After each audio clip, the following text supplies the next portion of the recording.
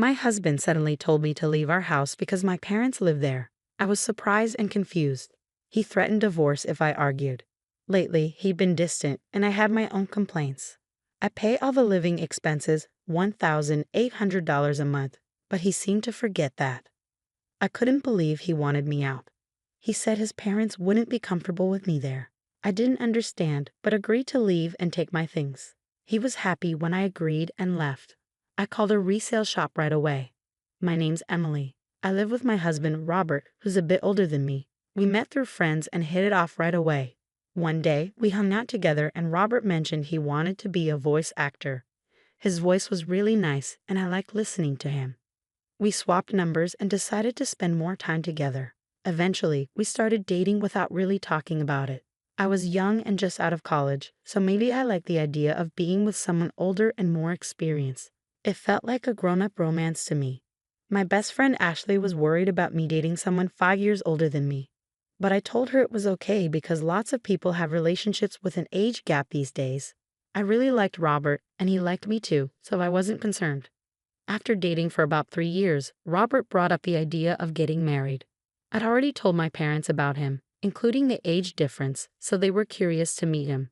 With all this talk, I wondered when he proposed. He ended up popping the question during one of our relaxed hangouts at my apartment. It wasn't the most romantic setting, but it felt like Robert, and I was happy with it. When Robert proposed, I said, "Sure, let's get married." It was a bit casual, maybe for both of us. After that, we visited each other's parents, but honestly, I didn't click with Robert's family. When we went to his family's house, it was filled with what seemed like old stuff, maybe antiques, but they looked like replicas or fake pieces to me. When we entered the living room and met Robert's parents, they were wearing expensive branded clothes and flashy jewelry. They seemed like a typical rich couple. It was clear our tastes and values didn't match. Robert's mother even made a rude comment about my appearance, which shocked me. But I figured as long as Robert and I were happy, I didn't have to deal with his parents too much. After we got married and moved into our condo, Robert seemed anxious one day. He asked about a woman in a blue dress at our wedding. I was confused. I replied, "There were a few guests in blue dresses, so I'm not sure who you mean." Robert clarified, "The one who gave a speech as your best friend. Was it Ashley?" Realizing I said, "Yes, Ashley wore a blue dress." Robert sighed, "So it was Ashley. Why are you so interested in Ashley?"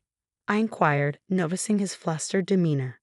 Robert explained, "Oh, it's nothing serious. I thought I saw someone who looked like her the other day, and it reminded me of her speech at our wedding." His sudden interest in Ashley puzzled me, but before I could ask more, he chuckled and brushed it off, retreating to his room.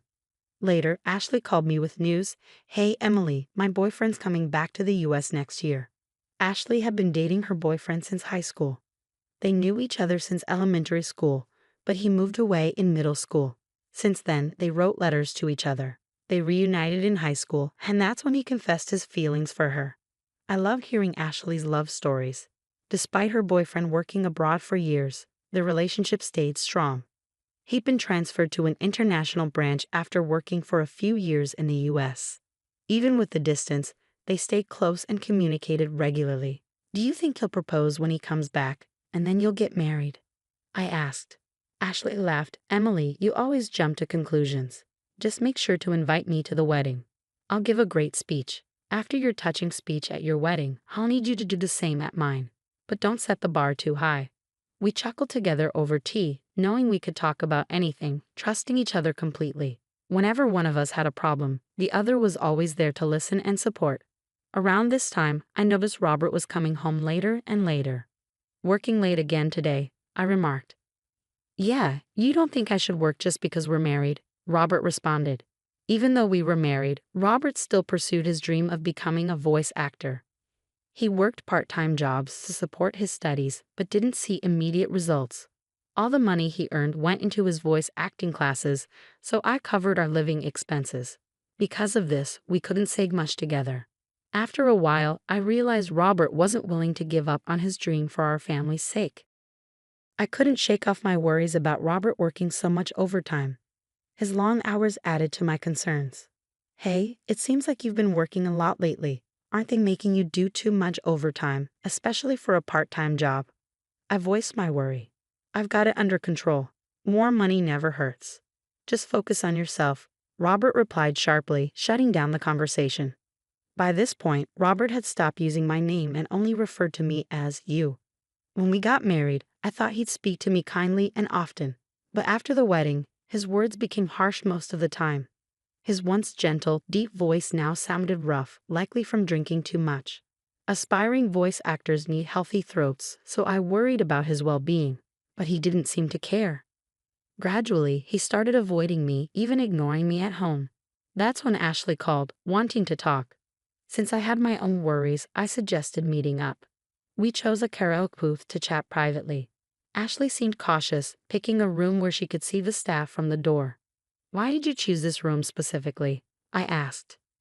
Yes, I chose this spot because I wanted the staff to keep an eye out for any suspicious individuals lurking nearby. Ashley explained. Suspicious person. Is that related to what you wanted to talk about? I asked. Ashley nodded, explaining that she felt like someone had been following her since she quit her job a month ago. Even on her days off, she sensed someone trailing her. She chose a room where the staff could easily see to prevent the person from eavesdropping on our conversation. Have you spoken to the police about this? I inquired. I tried, but since there's no actual contact, they can't do much. What about your boyfriend? He's coming back in a month. I thought I'd discuss it with him too, but I wanted to first talk to you, someone close by, Ashley explained. Ashley hadn't seen her stalker clearly because she was too scared. She didn't know if it was a man or a woman. So I decided to keep an eye out and identify the person following her. Through that, I discovered who it was. Although I couldn't talk to Ashley about my relationship issues with Robert, it turned out that the one stalking her was none other than my husband, Robert. He claimed to be working late every day, but he would actually wait near Ashley's workplace after his shift ended and follow her when she left. It was shocking to realize that someone so close to me was scaring my best friend. When I discovered the truth, I was devastated. The expression on Robert's face while he followed Ashley was chilling. He had this creepy, unsettling grin. I had fallen in love with and married this man. But in that moment, all the love I felt for him vanished instantly. I confided in Ashley and urged her to move as soon as possible. With the help of her coworkers, she arranged for someone to drive her from the underground parking lot to her new place. After Ashley and I took these precautions, Robert's frustration grew, and one day that frustration boiled over. Since my parents will be staying here, you need to go back to your parents' house, Robert suddenly announced, convinced he was making sense. Do you have an issue with that? If you disagree, I'm okay with getting a divorce, he added, starting to assert his position.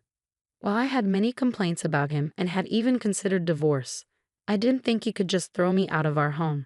After all, I'm the one paying $1,800 for our monthly expenses. I wondered if Robert even remembered that as I looked at him skeptically, his patience wore thin as he lost his temper. Just leave already. My parents can't move in if you're still here. Why do I have to be the one to leave? I don't understand it at all, Robert exclaimed. But I replied, fine, I'll take everything I purchased with me. As soon as I agreed, Robert told me to hurry up and walked away. I wasted no time and contacted a local buyback service. The following day, they arrived at our apartment. Initially, Robert seemed smug, assuming I was leaving. However, his expression turned to shock as he watched them evaluate all the furniture and appliances. Once they finished assessing everything except what was in Robert's room, a staff member handed me a quote. The total value is $22,000, they informed me. Without hesitation, I signed the document and said, okay, go ahead and sell everything. Robert, suddenly realizing the situation, grabbed my arm. Wait, why are you selling everything? My parents are supposed to live here. How will they manage without furniture?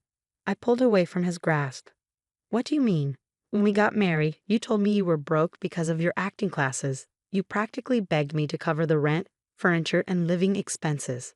I never realized you were that broke. I feel deceived. Remember the $1,800 monthly expenses I've been paying. From now on, you'll cover that. And with your parents moving in, I'm sure it'll be even more, I stated firmly. Robert's face turned pale, but he quickly tried to regain his composure. Thought you could bring up money and I'd back out of the divorce? Who do you think you are? I've already found a wealthy woman, Robert said defensively.